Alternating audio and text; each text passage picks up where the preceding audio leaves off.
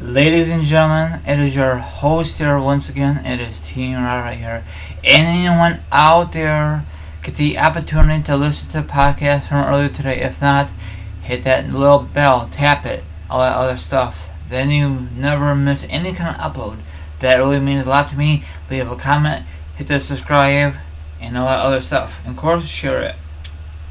Now, hopefully you enjoy the first podcast of the day. Now we're going to discuss this one. I will discuss wrestling news, wrestling topics, and a lot of interesting topics to discuss with you. So sit back, relax, put your feet up, grab something to eat, grab something to drink, and all that other stuff. Now, if you don't do nothing like that, maybe you want to hear my thoughts and opinions on a certain matter. Let's roll it. Now, I'm assuming that you know about this already, that Mr. Matt, I cannot really pronounce his last name right, so I'm just going to say Mr. Matt. He was in the crowd last night at the NXT TakeOver, the 4th edition. So, probably a lot of you are very happy if you support NXT since day one. If not, then I don't know what to tell you. But anyway, the reason I want to mention about Mr. Matt, Triple H explains why they're willing to sign Matt, okay?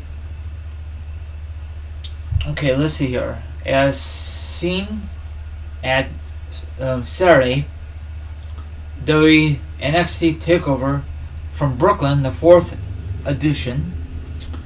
I just add that part, 4th edition, New York, at Barclays Center on WWE Network. Former Evolution Champion Mr. Matt, I just say that, okay? Don't judge me. Don't ever judge me because I don't say the proper words. Was seen in a seat, front row, of course, because probably WWE bought a seat, I don't know.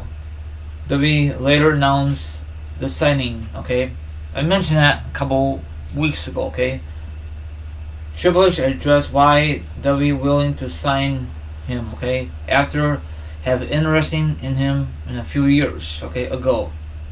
Blah, blah, blah, blah, blah. Now, I want to ask you a question. Once he's done with the NXT brand, what would be a perfect fit, be honest, for the main roster? Raw or SmackDown Live? Of course, in my opinion, probably he's going to debut sometime in the near future after a freaking WrestleMania, or he could debut after a freaking SummerSlam on that Monday night. That's just my theory. Or we could do like a 180 and just let him debut on a random pay-per-view or a random Raw or a random SmackDown Live, you know. But I think he might debut in the near future, the day after SummerSlam. It won't be this soon. You know what I'm saying? That'd be kind of ridiculous because they just signed him, so he'll be with NXT for a few years, and probably he'll debut maybe at that SummerSlam or on that Raw, or they might just save it for the biggest event. Is freaking WrestleMania. He might debut there, or they might just save it for on that Raw, because at WrestleMania, all the matches are all set in stone, and they don't want no big return or a big debut in that Mania. That's why they usually do it the day after Mania. Some big returns or a big debut, you know. Same thing at SummerSlam. Nothing big's gonna happen as freaking SummerSlam. It's just with the current card. So that's just how I feel. He may make a debut on that Monday night down the road. We don't know when. You know, that's just my theory.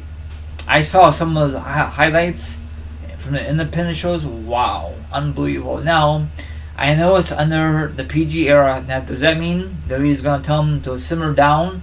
Don't go so crazy. If so, people for independent scene will be very pissed off.